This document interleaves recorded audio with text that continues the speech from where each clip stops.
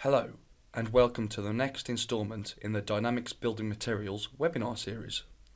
Today, we'll be talking about how you can meet your customers' demands with EDI and Microsoft Dynamics 365.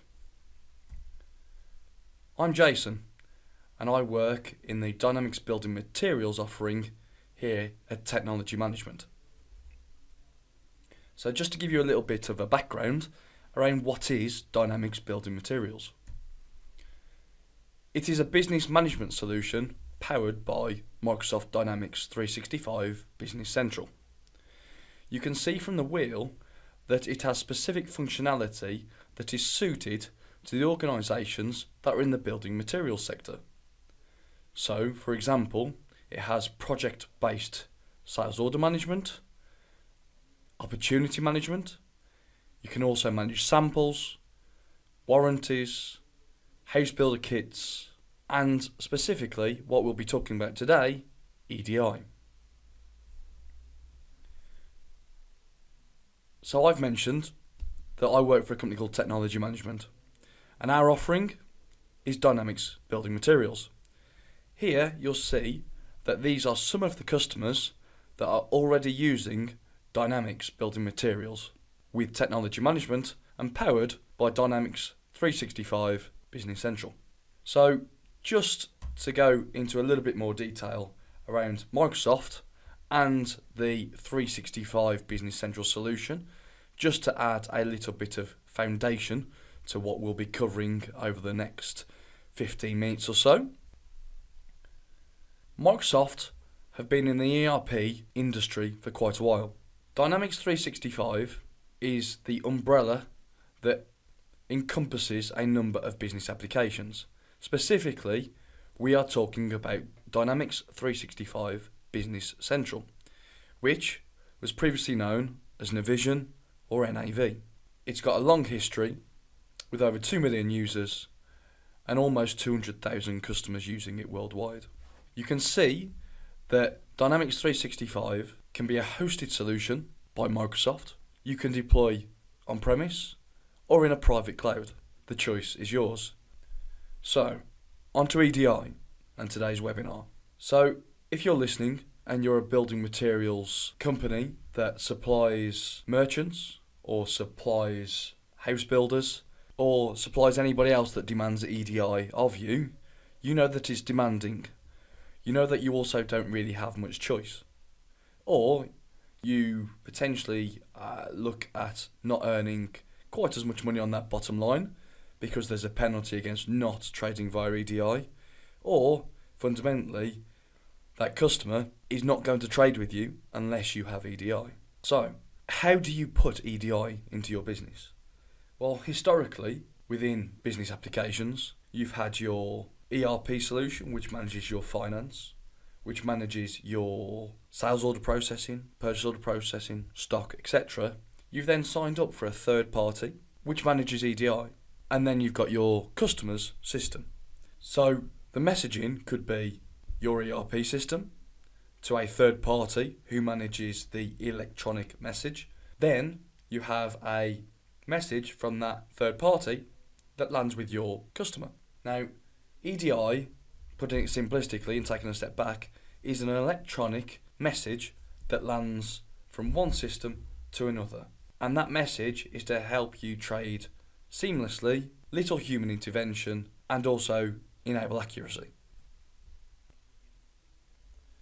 So what type of EDI messages are there? Well, specifically today, I'm talking about customers, but you can also have suppliers. Now, you can receive orders from your customers. You can send invoices to your customers. You can receive forecasts from your customers. So what do you think that is going to be needed by your customer over the next week, month, 6 months, etc. Debit notes. You can also give price lists to your customers. You can manage credits if you really have to send one of those. And also ASNs, so advanced shipping notices, which are becoming increasingly more common in the EDI space. So EDI, electronic data interchange, or sending messages, transactions electronically from one system to another with no human intervention. Now, you think that sounds simple and straightforward, and the truth is, once it's set up, it is.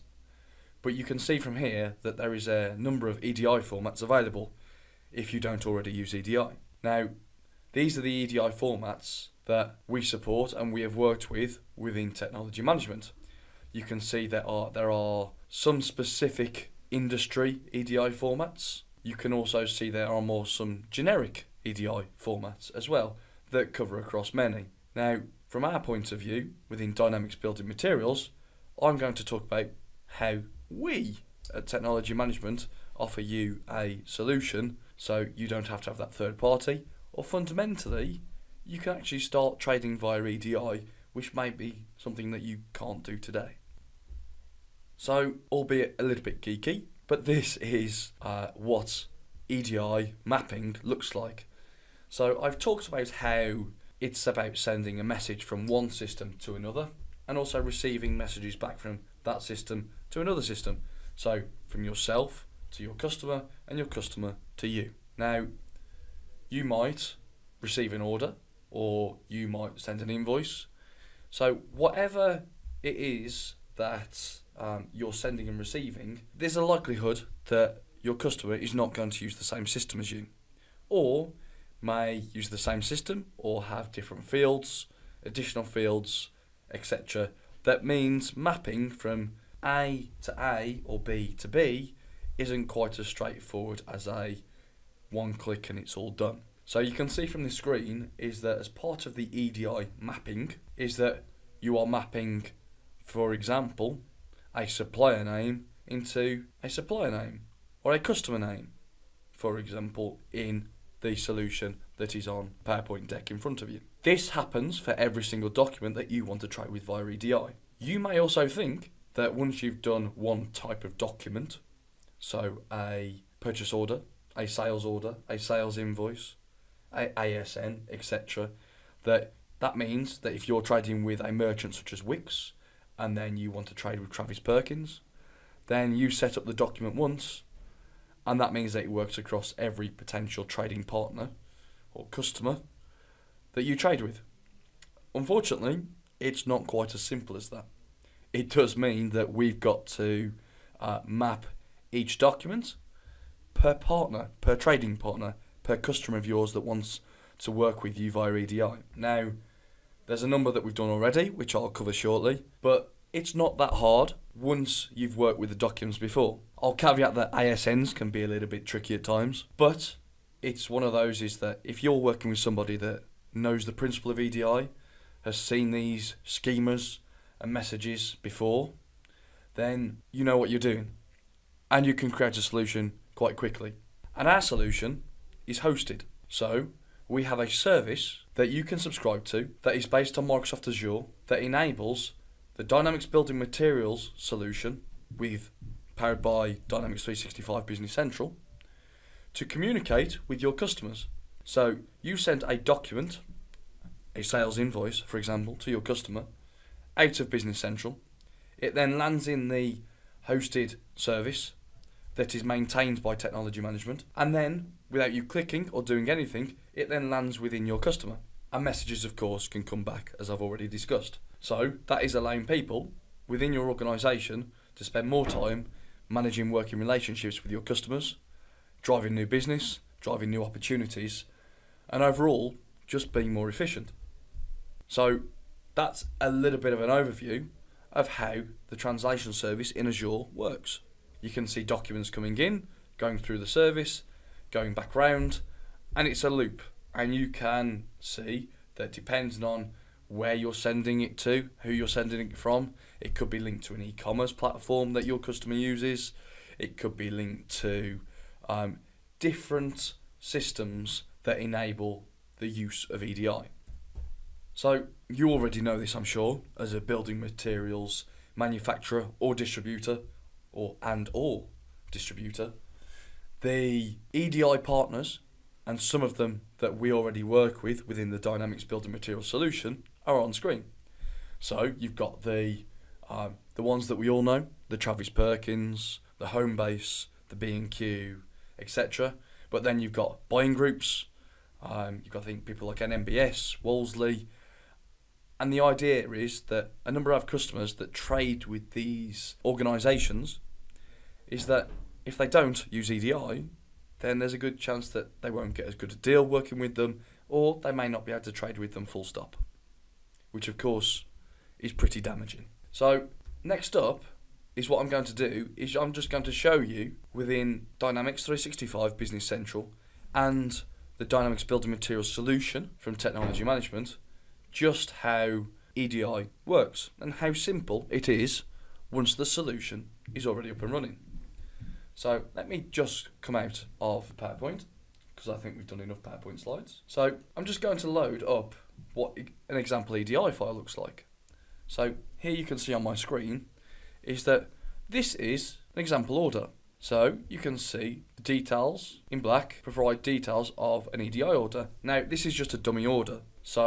But what I am going to do now is show how this dummy order would land in the Dynamics 365 Business Central and Building Materials solution. So let me just load up Dynamics 365 Business Central. So here we go. So you can hear I'm just on the front screen, the introductory screen to Business Central. I am going to go into, first of all, pending inbound documents.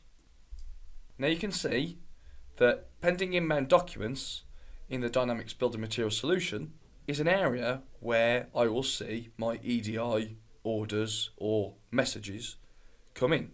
Now for the purpose of this demonstration, I'm going to show you how I can bring in an order and I can again get it processed. So you can see these are just some previous orders that have come into the system. So if I bring one in now, it should show it as number 18. Now for the purpose of this demo, I am going to manually do it, but usually you wouldn't see this import EDI file. You would have the messages set up to import automatically into this screen. But just to understand the principle in a little bit more detail for this webinar, I'm going to click on Import EDI File, choose a file, and I'm going to load that particular EDI file that I showed you just a moment ago. So if I click Open, and as simple as that, number 18 has appeared. So if I just load number 18, you can see that this order has already turned up within this screen, has the lines, has the details, has the quantities, etc. So the idea here is that it is also using your logic within the solution to understand the pricing, to understand the customer details, to understand where it's to ship to, etc. That's all been also built into the message, but has also been validated as soon as it comes into the solution. So, but this isn't the order.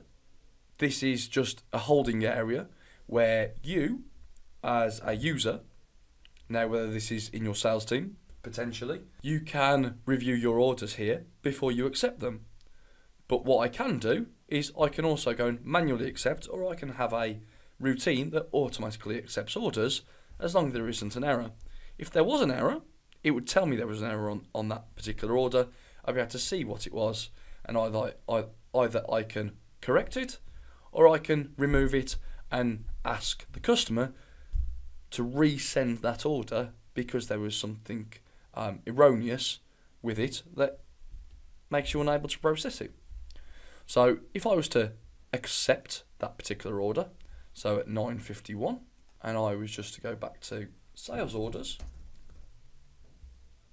within the solution, is that you'd be able to see that it would appear in the next sales order that appears at the bottom of the list.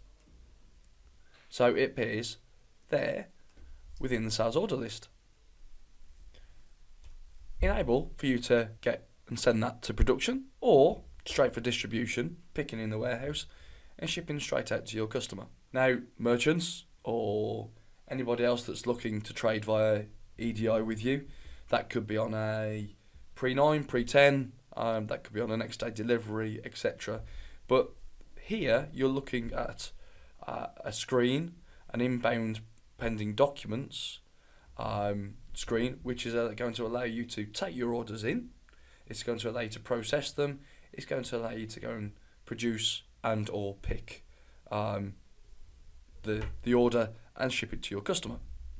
So you can see that there's no manual typing of what the order is, so you're not taking a file, you're then not manually retyping it across. You're essentially just mapping schema, fields, documents that can land into your Dynamics building materials solution that's going to enable efficient processing of orders, invoices and other documents with your customers. However, if the pending inbound documents doesn't appear as standard, then how do we get that into the system? Now, within the Dynamics Building Materials solution, we've added an extension into the Business Central solution, specifically Clever EDI, which is designed and works with and for building materials, manufacturers and or distributors. So we can install that, we can put it in, and all of a sudden we can do the core config and we can start adding trading partners into the solution.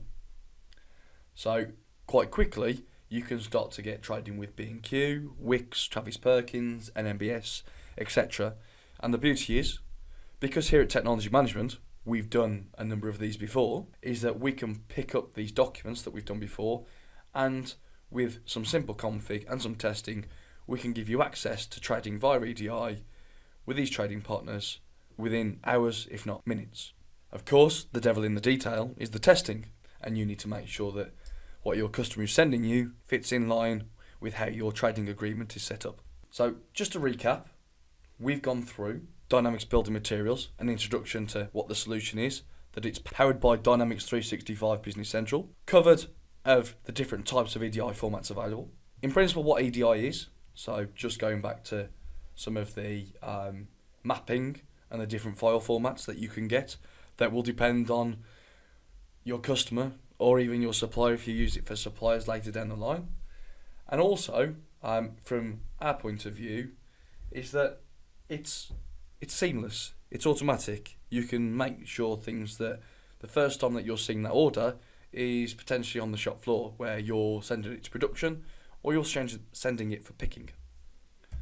So just to recap some of that information, is that EDI, electronic data interchange, is a seamless way of trading with your customers in the building materials industry.